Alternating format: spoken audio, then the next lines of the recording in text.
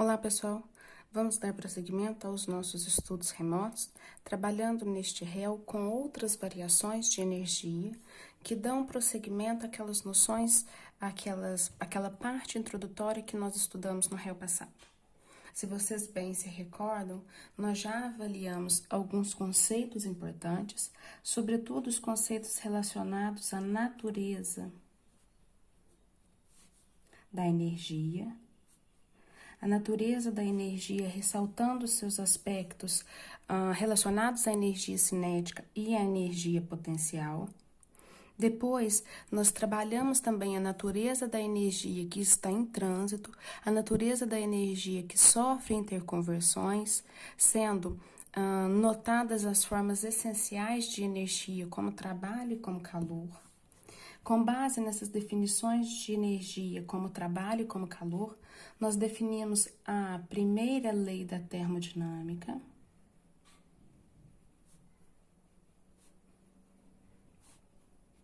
E, ao final do nosso réu passado, nós aplicamos alguns conceitos sobre entalpia.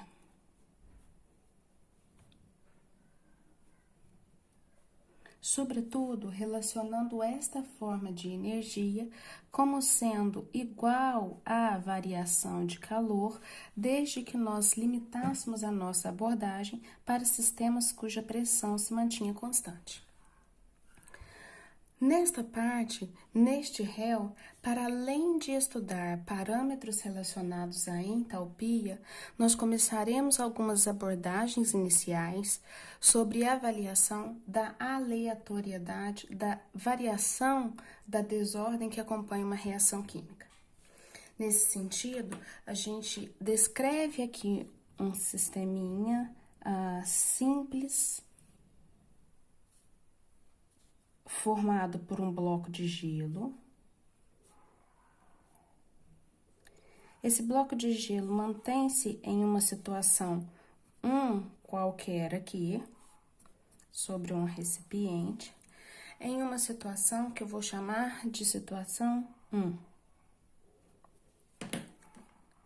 De tal forma que ele sofre algumas variações e ele passa para uma outra forma,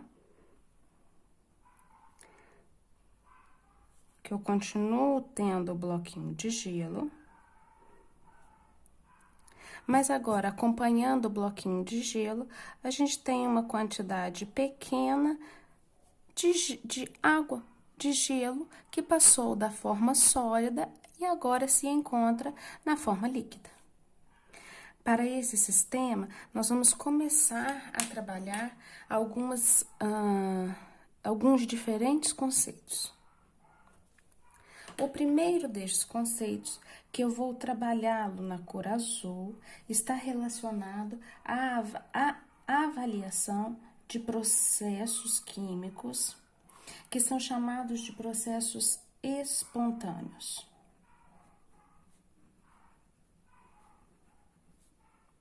E aí, já vamos colocar algumas condições aqui, tal que nós possamos descrever a transição daquele estado 1 para esse estado 2. Na nossa primeira condição relacionada à cor azul, eu vou colocar aqui um sistema em que a temperatura ela é maior do que zero, passando do sistema 1 para o sistema 2. Se a temperatura ela é maior do que zero, e se eu me recordo lá atrás que a temperatura de fusão da água ela é exatamente 0 graus Celsius, para quaisquer valores de temperatura superiores a zero, eu tenho o passo que leva do meu sistema 1 para o meu sistema 2, sendo tipicamente um processo espontâneo.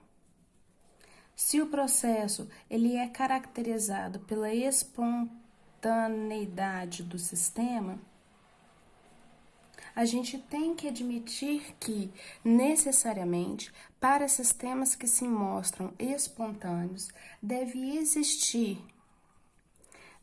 ter um sentido, um sentido relacionado à ordem em que o processo acontece, o processo físico ou a reação, um sentido que é definido. Ou seja, para o nosso sistema, que é formado por um bloquinho de gelo, ele só e somente só será um processo espontâneo, mantida a condição de temperatura maior do que zero nessa direção aqui.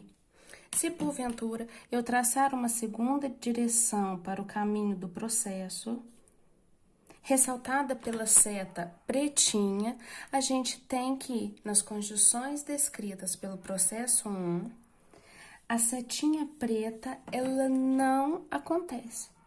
O processo simplesmente não acontece. E a espontaneidade de em temperaturas superiores a 0 graus Celsius, água líquida se juntar novamente, manter-se, criar um nível de organização maior e passar para a fase sólida sem que existam forças externas, o processo não acontece. Contudo, a definição de espontaneidade, a gente sempre tem que ter em mente que é um processo totalmente dependente da temperatura. E nós não podemos avaliar espontaneidades sem que essa grandeza nos seja fornecida. Vamos supor agora que para aquele mesmo conjunto de sistema 1 e 2, eu comece a trabalhar em outras condições, que eu vou definir como azul um pouco mais claro, tais que nessas outras condições a temperatura do sistema seja menor do que 0 graus Celsius. Vamos colocar aqui, 0 graus Celsius. Nessa condição, se eu defino novas variáveis para o meu sistema, agora com a temperatura inferior a 0, a gente deixa de ter a espontaneidade associada ao processo azulzinho e agora passa a ter um novo padrão de espontaneidade demarcado pela setinha preta. Agora, sobre as novas condições, o processo de solidificação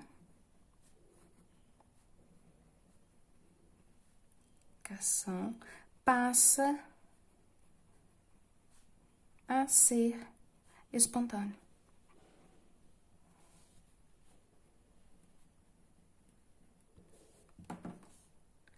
Bom, meninos, para além da espontaneidade dos processos, a gente precisa começar a trabalhar com outros fatores, com outras descrições. A segunda das nossas descrições está relacionada a processos físicos ou químicos que têm como características serem reversíveis. Processos que são reversíveis. Agora, nessa nossa nova descrição de processos em rosa, eu vou trabalhar com uma temperatura T aqui, que é exatamente a temperatura de 0 graus Celsius. Ou, se eu quiser colocar aqui na frente, é exatamente a temperatura relacionada à conversão de fases da água, ou a sua temperatura de fusão. Nessa nova situação, eu já crio um outro parâmetro para avaliar os meus sistemas 1 e 2. Agora, trabalhando nas condições de 0 graus Celsius, eu tenho um sistema que se interconverte entre os estágios 1 e 2, entre as formas sólida e a forma que está sofrendo a fusão, passando para a forma líquida, de tal maneira que a 0 graus Celsius o processo encontra-se em equilíbrio físico. Em equilíbrio físico, sendo que, para que eu pegue essa parte 1, em que existe um unicamente sólido, e comece a fundir esse sólido, comece a ter líquido formado, A única coisa que eu preciso é fornecer uma quantidade de energia ao sistema para poder afastar as moléculas do sólido, de tal forma que eu reconheço essa quantidade de energia como sendo igual ao ΔH de fusão da água. Agora pense, o nosso processo está numa condição de reversibilidade, que é estar exatamente na temperatura de fusão, ou estar exatamente na temperatura de ebulição a 0 graus Celsius, em que nós estaríamos nos referindo a um equilíbrio entre fase líquida e fase gasosa. Nessa condição de reversibilidade, para que eu consiga retornar do sistema 2 para o sistema 1, eu posso unicamente remover do meu sistema que está descrito em rosa aquela mesma quantidade de energia que eu forneci inicialmente para fundir o sólido na forma do ΔH de fusão. Ou seja, a condição entre um sistema e outro, ela pode ser infinitamente variada pelo fornecimento ou pela abstração das mesmas quantidades de energia. E o processo torna-se infinito. De tal forma que, se eu for, depois da variação com ΔH de fusão positivo, ou depois com a ΔH de fusão negativo, avaliar as condições do sistema 1 e do sistema 2, os sistemas são idênticos aos sistemas originais. Eu posso sair de 1, vir para 2, depois retornar a 1. Se eu for medir os valores dos calores relacionados ao sistema 1, eles são exatamente os mesmos. Logo, meninos, esses valores para processos reversíveis, ele tem valores que são bem específicos. Assim como a gente tem o ΔH de fusão para a água, a gente tem ΔH de fusão para outras espécies químicas e temos ainda também para a molécula de água ΔH de ebulição, de vaporização. Mas podemos ainda começar a trabalhar com uma outra variável. E nesse nosso trabalho 3 aqui, a gente vai tratar também da abordagem relacionada a alguns processos, só que agora os nossos processos, contrariamente ao que nós descrevemos no item 2, são processos de características irreversíveis. E nesses processos de características irreversível, as variações tanto no trabalho quanto as variações no calor, para a gente conseguir fazer uma transição de fase ou uma reação química, elas são tão diferentes que inviabilizam a retomada ao estado original, pela mesma variação de energia, diferente do que a gente viu no caso do rosinha. Por exemplo, vamos trabalhar agora ali em cima para um processo que acontece numa temperatura, por exemplo, de 25 graus Celsius. A 25 graus Celsius eu vou ter o meu sistema 1. Esse sistema 1, nessa temperatura, ele tende a ir para o sistema 2, necessariamente, dando ênfase à formação da fase líquida, já que eu consigo romper a barreira energética que mantém atraída uma molécula e outra no sólido. Nesse sentido, trabalhando a 25 graus Celsius, a gente não observa a reação reversa. Não existe possibilidade de, na temperatura descrita aqui no verdinho, o líquido se juntar novamente e formar uma única fase sólida condensada.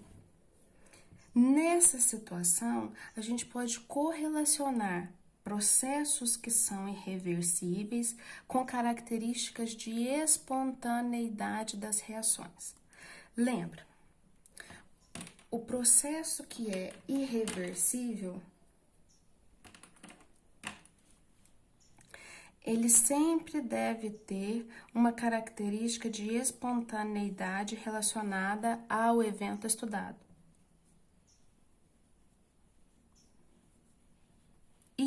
se nós mantivermos uma temperatura fixa, como essa temperatura de 25 graus Celsius, apenas um evento é observado, não sendo viável a ocorrência do evento reverso.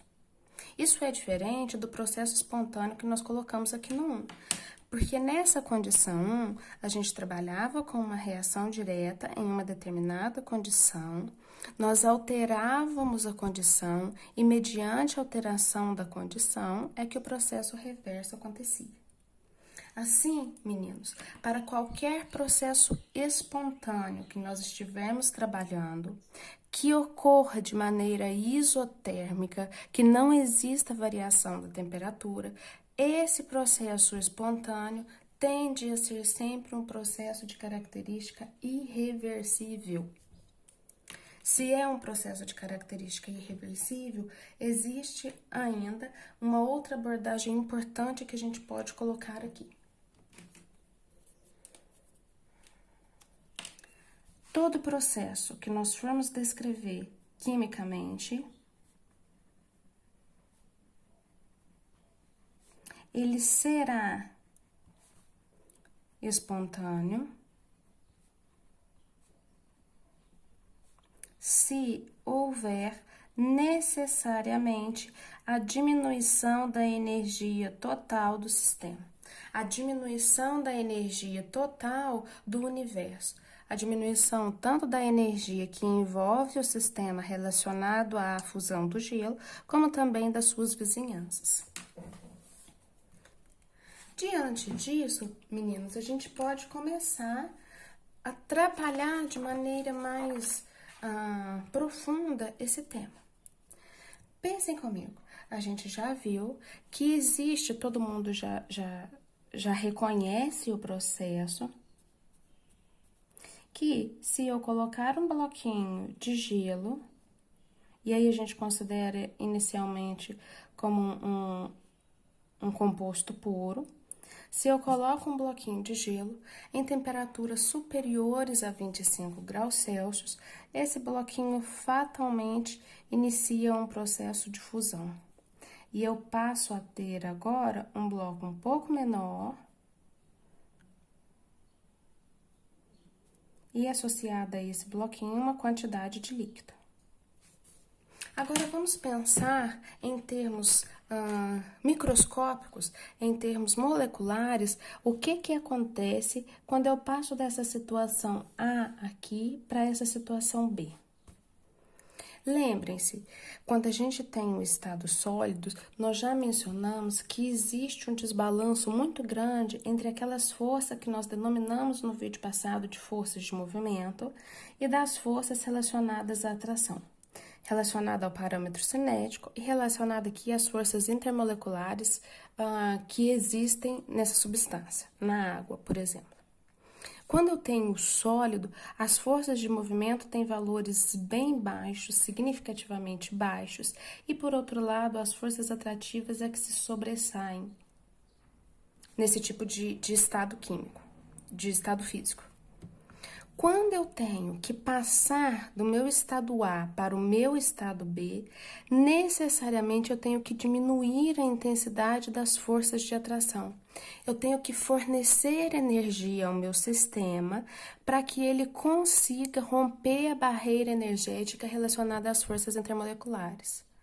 Logo, se ele precisa absorver energia, passar do estado A para o estado B requer necessariamente que energia seja absorvida. Que uma quantidade X de energia seja absorvida. Se energia é absorvida, eu tenho a condição em que a energia é absorvida. Isso significa para a gente que, em termos da variação de entalpia do sistema, eu tenho um valor que é maior do que zero, retratando um processo típico de característica endotérmica. Se o parâmetro entalpia tem um valor que é maior do que zero, isso remete a uma situação em que a energia final do meu sistema, ela tem um valor maior que a energia inicial. Mas agora pensem comigo, se a energia final do sistema tem um valor maior que a energia inicial, a gente está indo contra aquela premissa básica que nós acabamos de descrever, que todo processo só ocorre de forma espontânea se houver diminuição de energia. Só que aqui a energia aumenta.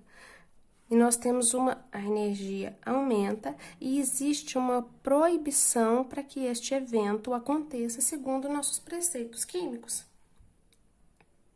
Professor, mas eu sei que o gelo derrete se eu colocá-lo a uma temperatura maior do que 0 graus Celsius. Por que é, então, que eu consigo observar o fenômeno se até agora os preceitos relacionados à energia me fornecem indícios de que ele não deve acontecer? Aí, meninos, a gente já começa a tirar informações de que, embora trabalhar com a variação de energia, embora a variação da energia na forma da entalpia seja um indicativo muito bom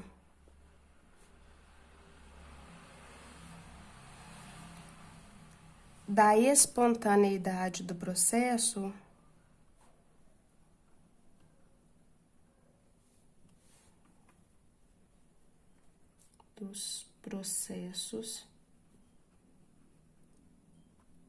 sozinho, avaliado de maneira individual, ele não é suficiente.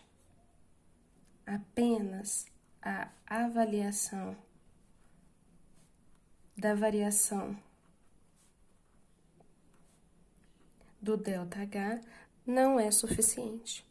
E nós acabamos de ver ali em cima um exemplo em que a variação de entalpia resulta em um processo que não deveria ser espontâneo, mas que fatos, que as observações experimentais nos mostram que é espontâneo.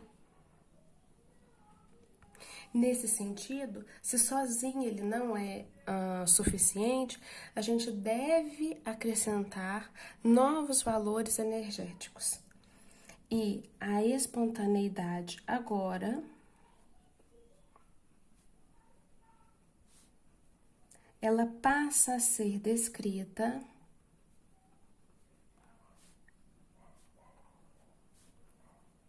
também em função de um outro parâmetro energético.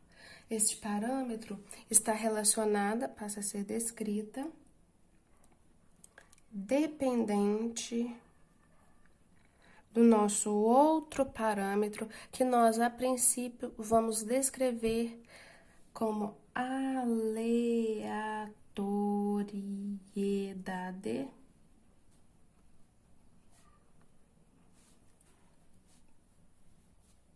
dependente da aleatoriedade do sistema. Meninos, quando a gente fala de aleatoriedade, de desordem, eu já estou aqui me referindo a uma forma de energia que a gente chama de entropia. E que se a entalpia é representada pela letra H, a entropia nós vamos representar pela letra S. Só que, primeiro, a gente precisa entender em termos microscópicos o que significa essa variação de entropia. Tida como aumento da desordem, aumento da bagunça, mas a gente precisa entender quimicamente o que vem a ser essa desordem, o que vem a ser essa bagunça do sistema. Então, a gente vai começar a trabalhar agora com a entropia em termos microscópicos.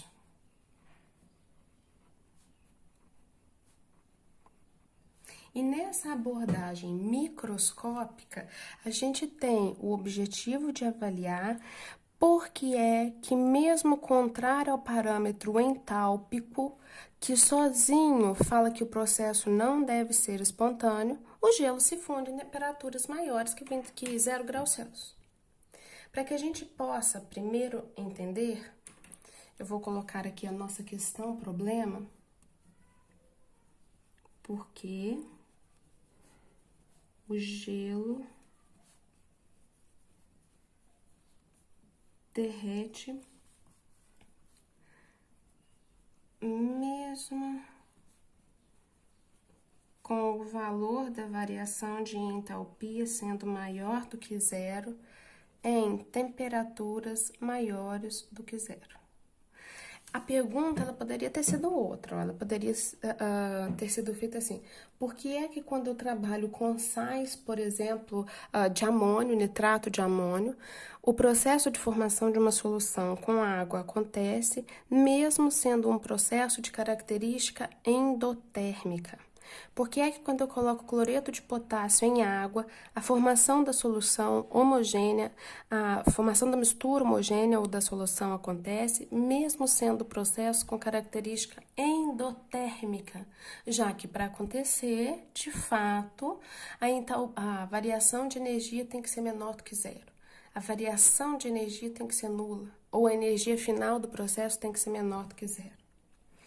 Já que a gente está trabalhando com um bloquinho de gelo, vamos colocá-lo aqui de forma simples. E aí eu vou colocar uma outra situação em que ele já derreteu e eu já tenho dois estados diferentes. Um estado A, em que eu tenho H2O sólido, e um outro estado B, em que eu tenho H2O agora líquido. Olha, presta atenção. Quando nós temos água no estado sólido, existe aqui pequenos movimentos vibracionais que são típicas de quaisquer estruturas que estejam fora do zero absoluto. Quando eu passo para a água no estado líquido, no processo descrito como fusão, que nós já mencionamos, agora eu tenho moléculas de água cuja força atrativa foi diminuída e cujas forças de movimento estão mais proeminentes, de tal forma que, para além dos movimentos vibracionais que existem no sólido, eu começo a ter uma outra quantidade de movimentos dentro do corpo, dentro do meio líquido. Eu posso, por exemplo, ter uma moléculazinha de água que ora tá aqui, aí ela caminha, vem para cá, depois ela caminha, vem para cá, e ela fica passeando em um movimento não organizado ao longo de toda a existência do líquido. Nesse sentido, eu vou falar que eu tenho uma moléculazinha de água líquida aqui, e ela passa a descrever um movimento e vai lá para aquela partezinha de cima, lá em cima. Quando eu falo isso, eu falo que quando eu pego molécula de água no estado sólido e converto para o estado líquido, ela adquire um tipo de movimento que a gente chama de movimento de translação. Agora, eu posso ter um outro tipo de movimento também, quando eu tenho água líquida, que são movimentos que não estão presentes na mesma molécula de água na fase sólida. Por exemplo, só um minutinho, menino. Eu posso pegar a água agora no estado líquido e provocar alterações na posição angular entre os átomos de hidrogênio, oxigênio e hidrogênio. Tal que eu descrevo, nesse caso, um movimento vibracional de deformação angular, que nós observamos no infravermelho. Ah, mas eu posso ter outro tipo de movimento ainda. Eu posso ter um movimento que eu estico uma das ligações e comprimo a outra. Tal que nesse tipo de movimento, quer seja ele no sentido de estender uma e encurtar a outra, ou de encurtar as duas, ou de estender as duas ligações, eu tenho aqui deformações que eu chamo de estiramento. E mais, eu ainda posso pegar aquela mesma molécula de água com seu estado vibracional natural e instigá-la a um outro tipo de movimento que, diferente daqueles já descritos, exerce uma rotação sobre o eixo central da molécula. Então, comparem comigo. Antes, movimento rotacional. Antes aqui, eu tinha um único movimento associado às moléculas de água. Quando eu saio de uma condição A e passo para uma outra condição B, e nessa condição B, o número de possibilidades, ele aumenta, o número de eventos, ele aumenta, o grau de liberdade das espécies químicas aumenta, a gente diz que de forma direta, à medida em que o número de graus de liberdade, ele aumenta, eu aumento também o parâmetro relacionado à entropia do sistema. Se eu aumento, eu vou chamar aqui de graus, um número de graus de liberdade de um sistema qualquer,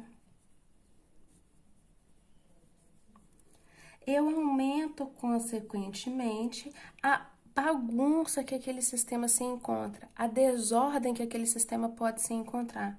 E de forma termodinâmica, a gente diz que aumenta a entropia do sistema.